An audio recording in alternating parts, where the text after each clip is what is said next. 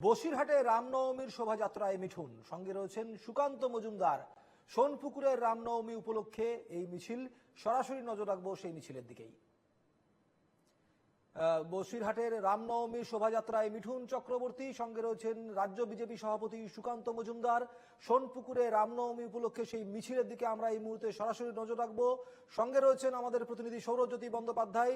চলে যাব সৌরজ্যোতির কাছে। আপনারা দেখতে পাচ্ছেন গাড়িতে উঠে মিঠুন চক্রবর্তী হাত নাড়ে দর্শকদের দিকে অভিবাদন জানাচ্ছেন। রামনবমীর শোভাযাত্রায় মিঠুন চক্রবর্তী সঙ্গে সুকান্ত মজুমদার। আর এই মুহূর্তে সেই ওখানকার কি কি ছবি রয়েছে, কি পরিস্থিতি রয়েছে, টোটালটা জানতে আমরা এখন যোগাযোগ করবো। সঙ্গে রয়েছেন প্রতিনিধি সৌরজ্যোতি বন্দ্যোপাধ্যায়। সৌরজ্যোতি,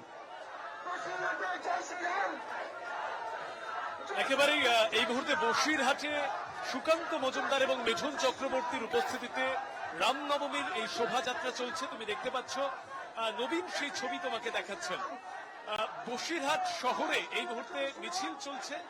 বসিরহাট অঞ্চল খুব গুরুত্বপূর্ণ এই কারণেই, তার কারণ যে বিধানসভা নির্বাচনের পর থেকে যেভাবে বসিরহাটের রাজনৈতিক উত্তাপ ক্রমশ বেড়েছে, 2024-এর লোকসভা নির্বাচনের আগে বসিরহাট জুড়ে একাধিক অভিযোগ, গুরুত্বপূর্ণ অভিযোগ, যে অভিযোগ নিয়ে কার্যত রাজ্য রাজনীতির পটভূমি পরিবর্তন হয়েছে, তার পরবর্তী সময় কিন্তু বসিরহাট বিজেপির অন্যতম টার্গেট পয়েন্ট ছিল।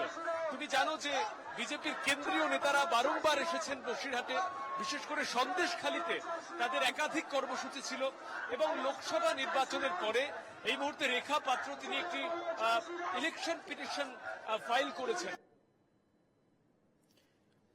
সেটা কিন্তু বিজেপির অন্যতম পাখির চোখ, এবং বলাই বাহুল্য রামনবমীতে বিজেপির সমস্ত স্তরের নেতৃত্ব তারা সামিল হয়েছেন। আমরা দেখেছি যে বারাসাতে সুকান্ত মজুমদার, মিঠুন চক্রবর্তী তারা মিছিল করেছিলেন, শোভাযাত্রা হয়েছিল, এবং সেই শোভাযাত্রা থেকে তারা বার্তা দিয়েছিলেন। এবং আজকে বসিরহাট টাউনে বিজেপির সভা চলছে। তুমি দেখতে পাচ্ছ যে শুধুমাত্র সুকান্ত মজুমদার, মিঠুন চক্রবর্তী নয়, আমি নবীন কিন্তু সামনের ছবিটা, ঠিক সামনের মিছিলের যে সামনের ছবিটা, সেটা একটু দেখাতে বলবো। প্রচুর সংখ্যায় মানুষ তারা এই মিছিলে যোগদান করেছেন। এবং শুধুমাত্র রামনবমীর মিছিল হিসেবে আজকের এই শোভাযাত্রা গুরুত্বপূর্ণ নয়, তার আগে বসিরহাট অঞ্চল জুড়ে বিজেপির শক্তি পরীক্ষা বলা যেতে পারে। বিজেপি বারবার তারা বলেছেন যে সামনের বিধানসভা নির্বাচনের আগে তারা হিন্দু ভোটকে একত্রিত করবেন, এটা তাদের অন্যতম লক্ষ্য।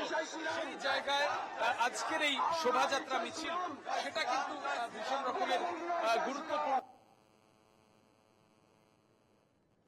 আমরা নজর রেখেছিলাম বসিরহাটের রামনবমীর সেই মিছিলের দিকে, যে মিছিলে উপস্থিত রয়েছেন মিঠুন চক্রবর্তী।